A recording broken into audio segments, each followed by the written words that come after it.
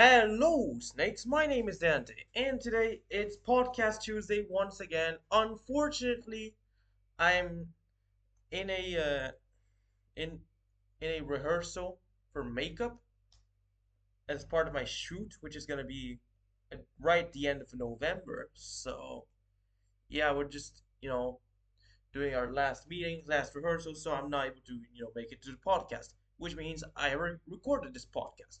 Well, this time we're talking about a brand new standard deck, which is now possible thanks to foundations. So technically this should be possible for, 6 years. Except that, well, next year one of the cards will rotate out, one of the gates, but the rest still works. I mean, it's foundations. What can you expect? But let's just start with our combo. And then we got our non-bow. And yeah, let's see what we got.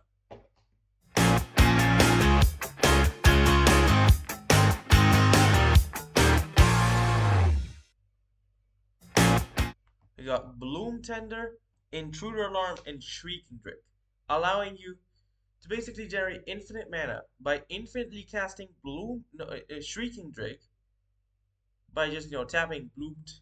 You tap Bloom Tender, so you got green and a blue at the very least, maybe more if you have different cards. You spend the blue to cast Shrieking Drake, untap Bloom Tender, bounce Shrieking Drake to its own ability, and yeah, you just do this and you get infinite mana due to being able to infinitely bounce the Shrieking Drake. So, yeah, very cool.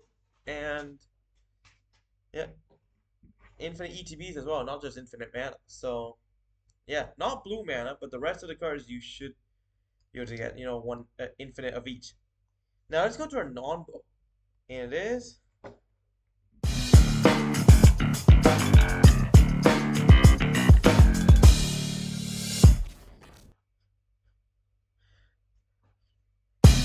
playing Rest in Peace with a surgical extraction or extirpate.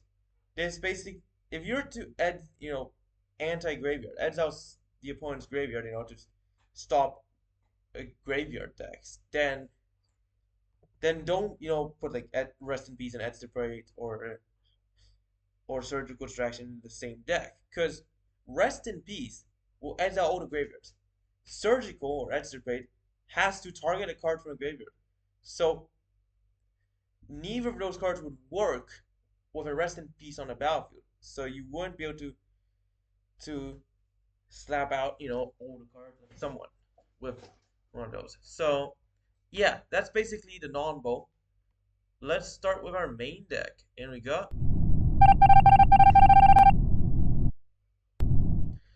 we're back to the main deck. Let's start off with our mana creatures, mana, ramping, whatever. So we got 4 Llanowar Elves, 4 Hedge Shredders, and 2 Clifftop Lookouts. So Hedge Shredder is a 4 mana 5/5 vehicle with when it attacks, you may mill 2. And whenever one more lands hit your graveyard from your library, they enter tap. So if you mill the lands, if you surveil them, if you mill lands or surveil them to the graveyard, or anything similar that basically mills your lands, you get them onto the battlefield tapped. And it's you can create for 1 mana, or for 1 power, my bad, which can be created by a Clifftop Lookout or Llanowar Elves. So Llanowar Elves being your ordinary 1 mana 1/1 that taps for 1 mana. So yeah, Llanowar Elves is back in Foundations, and it's good as always. As good as it always has been. Clifftop Lookout being that one creature where you can, when it ETBs, you basically ramp. You reveal until you hit a land, and it enters tapped. Rest on. So you basically get to ramp, but it's a randomized land. You basically get random land from your deck onto battlefield, practically saying. So, yeah, filters through your non-lands and other stuff. But yeah, that's basically our ramping. We got 10 cards that help with ramping. help you get the gates quicker. Well, let's start off. Let's go into some card advantage spells. Spells where you draw cards. Where you got Cash Grab, a 4 mana, no, four of those, 2 mana instant, which allows you to mill 4 and select a permanent from the card milled into your hand. And if you control Squirrel, or you brought a Squirrel back to your hand this way, create a food token. The issue is there are no squirrels. I mean, in this deck, so forget about the food token. Just this works well because you basically can take any card. You know, you can take one of those head shredders, liner elves. If you have a head shredder, you can the lands you throw away of this can be taken by can be the lands that are thrown away can be brought to the battlefield with the head shredder. So not only is cash grab giving you a card, like it is also ramping you. Joint exploration being a 2 mana instant that allows you to scry 2 and draw a card. You can kick it for an extra green to be able to upgrade this into a 3 mana growth spiral, which allows you to scry 2 before drawing. That's actually not bad. I mean, joint exploration and cash grab are basically your main card advantage spells. We got some more options as well. I mean, we got other cards, and there are other very powerful spells, like Get Lost, being 2 removals that let you destroy a creature, enchantment, or planeswalker for 2 mana at instant speed at the downside of giving the controller 2 map tokens, allowing them to filter through and, get, lands, exploration basically. But Get Lost is still a very good removal that works very well in many formats, not just standard, but I've seen it in Pioneer as well. And it's just very destructive, gets the job done, and makes the creature get lost. Well, let's go into our board wipes. Of course, knowing how many board wipes are in standard, why not have a share of our own? We got 2 Sunfalls and 2 Days of Judgment. Day of Judgment being your traditional format, sorcery to destroy all creatures. Well, slightly worse than Wrath of God, not that which doesn't allow the creatures to regenerate. Wrath of God doesn't allow them to regenerate. Day of Judgment does, but well. Sunfall being a 5 mana sorcery, which allows you to exile all creatures, not just destroy. And then you incubate based on the number of creatures you've exiled. Um, so you could it this could become, since you exile the creatures, you're gonna be left with a creature that you have to pay 2 mana to unlock it, but it's still a powerful it's still powerful card. I mean, you wipe the board, you keep for yourself a Phyrexian based on what the size of the board was, and then you just start beating down your opponent with it, or just blocking whatever the opponent pulls up next. So this is actually very good. I mean, and bypass is indestructible because it exiles, doesn't let them come back. So don't think of reanimating a Tratza or any similar stuff, because Sunfall just exiles. Day of Judgment, well, destroys, but it's 1 mana cheaper. Why not have a share of both? Let's go to our ramp spells. We got 4 of each. We got Spelunking, which allows our gates to enter untapped for 3 mana enchantment when it ETBs Growth Spiral. And if you put a cave onto the battlefield this way, you gain 4 life. Your lands enter untapped. Now, Circuitous Route, being a 4 mana sorcery that allows you to search your library for 2 basics and or gates. Send them to the battlefield tapped, then shuffle. Basically, being a very good ramp spell. I mean, not only can you start, you can search for 2 basics, which are just forests, but you can search for gates, which are the main folk, and you can search for different names. It doesn't have to be the same card. It's just It's very good. It's a very powerful ramp spell, and that's what we're gonna be needing, of course. You know, four of those helps us get the job done quicker. Let's go in to a very powerful planeswalker that we're using, and we got Jace, the Perfected Mind. Four copies of him. Free and a Phyrexian blue, so two in a blue and a Phyrexian blue for 5 loyalty legendary planeswalker Jace. We've completed, meaning it's either a free mana, free loyalty planeswalker where you have to pay 2 life, or it's a 4 mana, 5 loyalty planeswalker. +1 until your next turn to one target creature gets -3, -0. -2, target player mills free. Then if a graveyard has 20 or more cards in it, you draw free. Otherwise, you draw one. Basically, and minus adds to have target player mill 3 times that card. Well, this is a very powerful defensive card that allows you to, weaken your opponent's creatures and basically, you know, mill and draw cards. However, you could combine this with a Hedge Shredder and mill yourself with Jace.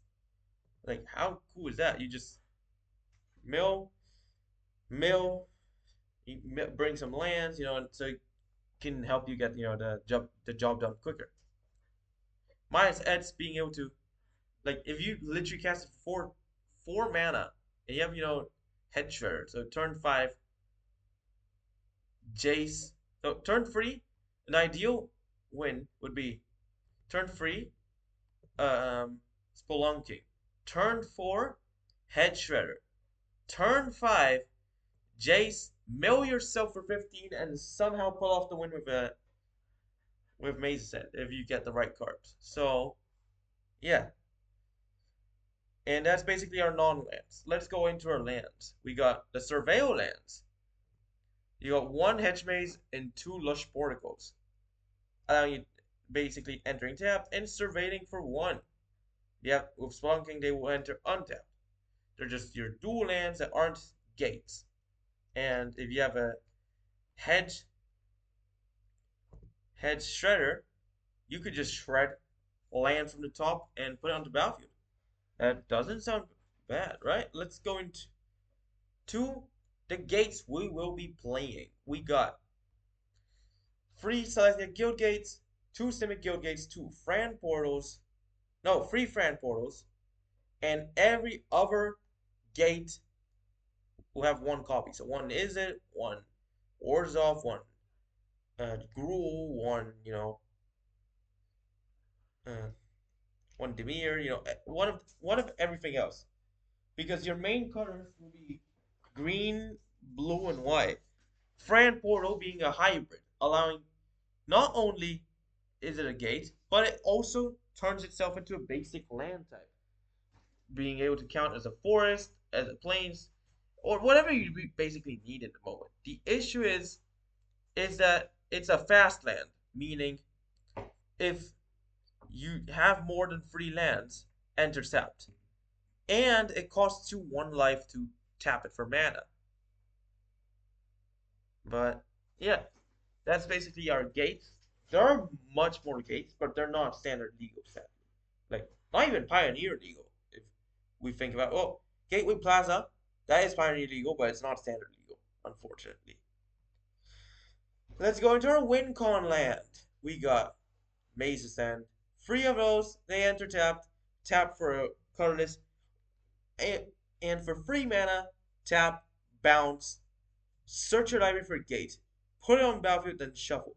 If you control 10 or more gates with different names, you win the game. So, the objective for this deck is to basically get all your gates out on the battlefield. Like, you just need like 9 gates, and then like 9 different names among the gates. And then Maze's End, you bounce the Maze's End, search, and boom. That's GG. You basically win the game by getting the 10th one. And the objective of the deck, it's to basically get the gates out on the battlefield, ramp, stall the game, and then just one shot the opponent with Maze's End. Well, not even one shot. You literally just you literally just take the game for yourself. I mean, like doesn't matter how low your life total is, how high the opponent's life total is. You just friggin' win. It's that easy. Let's go to our last cards. We got our our basics and overlands. So we got two forests and two sunken citadels, being a cave that can gain us 4 life with spelunking, but also it enters tapped and lets you choose a color. So whatever you need in the moment, so green, white, or blue, or whatever, it will add one of the chosen color, or for two, or add 2 mana of that color to activate your Maze's End, which doesn't matter which color it is, because Maze's End requires free generic to activate. So really, just choose the color of whatever you need in the moment. I mean, if you need blue, if you need white, or you need green, just select this, because the second part doesn't matter which color you're adding. It's only for Maze's End. That's our main board, guys. Let's go to our sideboard.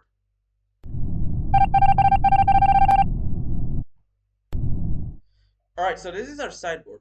We got negate 3 of them. A 2 mana instant that counters target non-creature spell.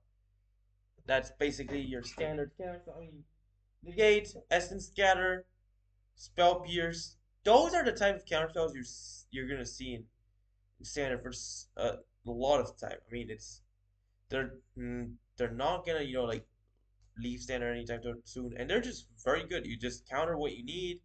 Counters like the removals, counters board wipes, counters the art your it counters artifacts or enchantments and other stuff. And it's just very good. I mean, I don't see why not negate. I mean, it's negate 2 mana instant, and that's basically our counter spells. We don't have any other counter spells in the deck, but that's basically negate.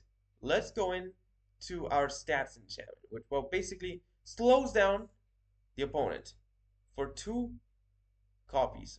A 1 white enchantment, creatures your opponent control enter tapped, and whenever a creature enters battlefield under an opponent's control, you gain 1 life. Very defensive artifact, which nullifies haste by making them enter tapped. And not only that, I mean, if you were to counterattack, the attack or stuff, then they won't be able to block, which this deck doesn't do much because the only heavy hitter in the deck is literally Head Shredder, which you need a Clifftop Lookout or a Land Elves to activate. But Operative Console also gives you life for the creatures that the opponent puts onto the battlefield. So, this hard counters decks like, Convoke, Mono Red, and a bunch of decks that put a bunch of creatures down, like Angels as well. Angels also puts a bunch of creatures down. It's actually good. So let's go into the cards that can destroy enchantments, and we got Terra Sunder and Paw Patch Formation. Both Terra Sunder and Paw Patch Formation are 2 mana. Now, Paw Patch Formation lets you either destroy a creature with flying or enchantment, or draw a card and create a food token. So basically, it's a removal that can hit flyers or enchantments. But if you're holding on to this and you're not getting anything, you can't find a way out or something. You can just basically cycle it and get a food token. You cycle to draw a card and get food. Well, Tear Sunder, it's a 2 mana enchantment instant that can be kicked for 4 mana. So being either 2 mana exile artifact or enchantment, or 4 mana exile target non-land permanent.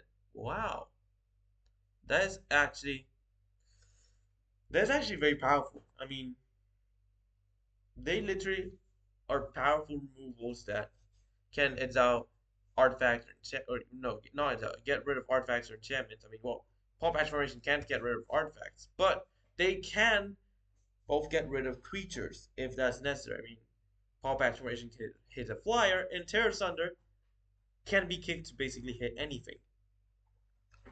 Plus, it adds out means it bypasses Indestructible, being a very powerful removal. Last but not least, we got our 1 mana artifacts. We got 3 of them: Ghost Vacuum and Expedition Map. Ghost Vacuum being your Graveyard Hate, and Expedition Map being a card that that lets you locate your lands. You get to search for Maze's End, you get to search for gates that you need, Sunken Citadel. Basically, the land you need. And Ghost Vacuum, basically it exiles from graveyard, it's a graveyard hate. And at late game, you could use the creatures that were exiled to attack or defend, by turning them into 1/1 spirits. You can release the cards you've exiled, or the creatures you've exiled, and have them as 1/1 spirits that fly. That's basically what else. You have to sacrifice Ghost Vacuum if you were to release them for 6 mana. That's the only issue. But it's still a very powerful card. You get 3 of them, and it just stops any graveyard shenanigans that you will see in this format. But other than that, congratulations! You've reached the end of the podcast. So why don't you like and subscribe and follow Viatre? Share friends. Stay tuned to our next videos, streams, and podcasts. Next podcast will be live. Don't worry. I'm just gonna, have, of course, it's my day off next week. So there's nothing that should stop me from streaming the podcast next week. But other than that, watch my other videos too. And yeah, thanks for watching. Hope you enjoyed it. And bye.